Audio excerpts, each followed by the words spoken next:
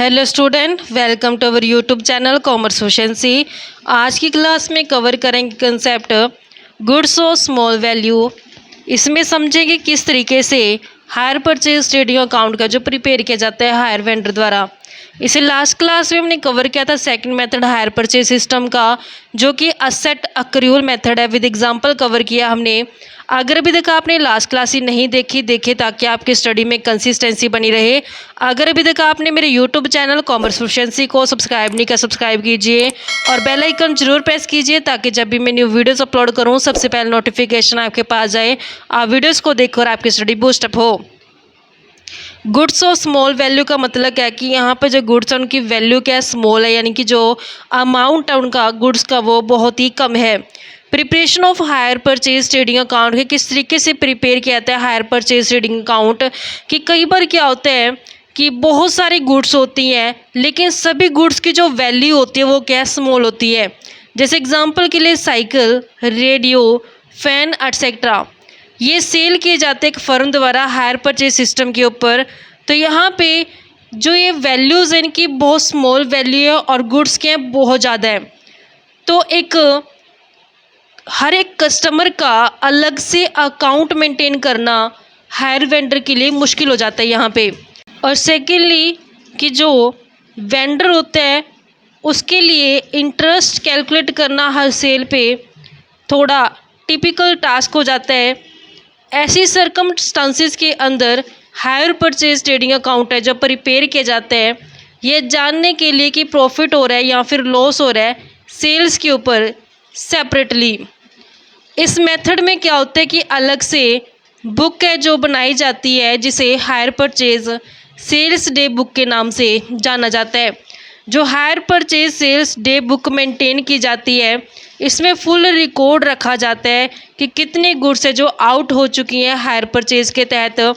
इस बुक में अलग अलग कॉलम बनाए जाते हैं जिसमें रिकॉर्ड की जाती है कि किस डेट को एग्रीमेंट किया गया है, हर एक ट्रांजैक्शन के अंदर किस डेट को एग्रीमेंट किया गया है, कस्टमर का नाम क्या है, आर्टिकल का क्या नाम है और क्या उसका कॉस्ट प्राइस है, सेलिंग प्राइस क्या है, नंबर क्या है और अमाउंट कितना इंस्टॉलमेंट का।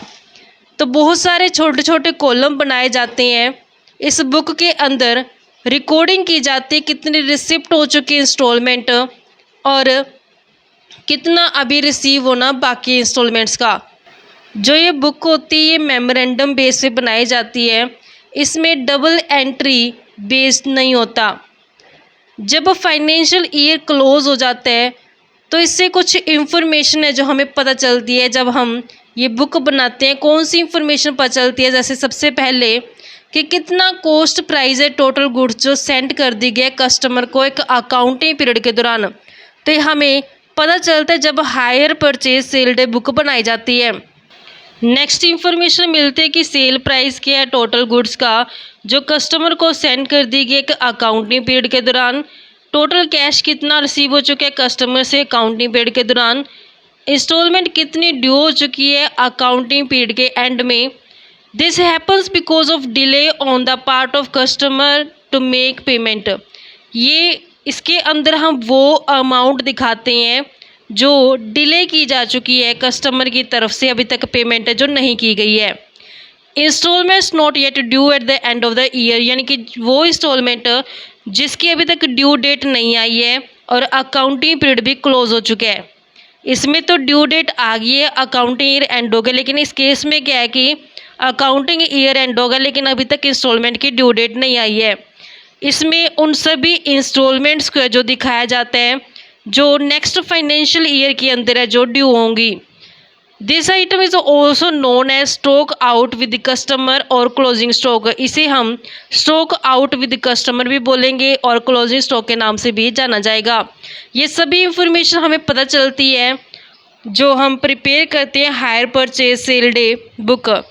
After ascertaining the information as stated above, यानी कि ये सारी इंफॉर्मेशन पता करने के बाद हायर परचेज ट्रेडिंग अकाउंट है जो प्रिपेयर किया जाता है in the books of vendor. कौन बनाता है, ये वेंडर बनाता है। वेंडर वो पर्सन होता है जो गुड्स को सेल करता है। टू कैलकुलेट प्रॉफिट और लॉस, जो हायर परचेज ट्रेडिंग अकाउंट बनाया जाता है किस लिए बनाया जाता है, ताकि प्रॉफिट और लॉस का पता लगाया जा सके। तो परफॉर्मा क्या रहता है हायर परचेज ट्रेडिंग अकाउंट का, इसमें दो साइड होते हैं, डेबिट साइड और क्रेडिट साइड। डेट का कॉलम आता है, पार्टिकुलर्स और अमाउंट। ऐसे क्रेडिट साइड पे डेट, पार्टिकुलर्स और अमाउंट। जो डेबिट साइड है इसमें हम दिखाएंगे at the beginning of the year, यानी कि ईयर के स्टार्टिंग में कि कितना स्टॉक है कस्टमर के पास, यानी कि बिगिनिंग में कितना स्टॉक है, या फिर इसे हम बोलेंगे इंस्टॉलमेंट नॉट ड्यू, जो इंस्टॉलमेंट अभी ड्यू नहीं हुई है। बिगिनिंग में ही हम दिखाएंगे to installment due in the beginning, की बिगिनिंग में कौन सी इंस्टॉलमेंट है जो ड्यू हो चुकी है। और एंड ऑफ द ईयर्स में दिखाएंगे to goods sold on hire purchase during the year, की साल के दौरान कितनी है जो गुड्स सेल कर दी गया हायर परचेज के तहत। और लास्ट में हमें प्रॉफिट एंड लॉस अकाउंट, यानी कि प्रॉफिट का बैलेंसिंग फिगर आएगा अगर इस साइड बैलेंस आते हैं तो। ऐसे क्रेडिट साइड पे दिखाएंगे eight the end of the year में बाय बैंक कितना कैश रिसीव हो चुके हैं कस्टमर से एक साल के दौरान। एंड में दिखाएंगे eight the end of the year में कि कितनी इंस्टॉलमेंट ड्यू हो चुकी हैं ईयर के एंड में। Stock with customer in the end, कि कितना स्टॉक है कस्टमर के पास लास्ट में। अगर बैलेंसिंग फिगर यहाँ आती है तो प्रॉफिट एंड लॉस अकाउंट के नाम से दिखाएंगे, ये बैलेंसिंग फिगर लॉस की आएगी। अगर यहाँ बैलेंस आता है तो प्रॉफिट का, यहाँ आता है तो लॉस का।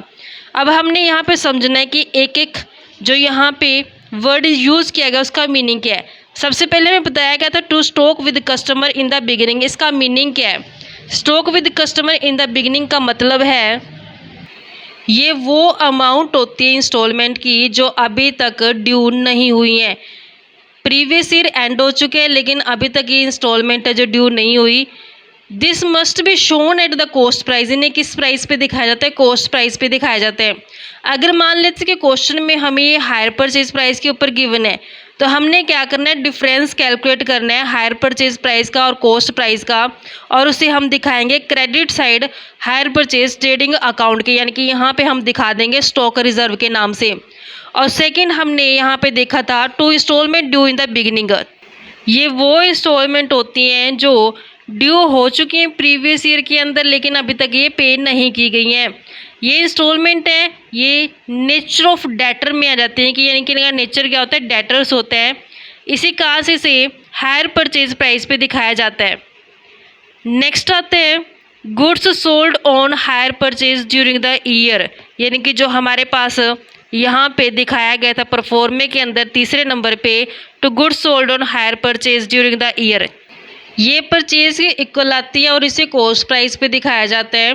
अगर ये हायर परचेज प्राइस पे दिखाए गए हैं डेबिट साइड पे तो डिफरेंस कैलकुलेट करेंगे हायर परचेज प्राइस का और कॉस्ट प्राइस का और उसे क्रेडिट साइड दिखा देंगे by goods sold on hire purchase के नाम से। जो ये डिफरेंस है हायर परचेज प्राइस का और कॉस्ट प्राइस का, इसे लोडिंग के नाम से जाना जाएगा।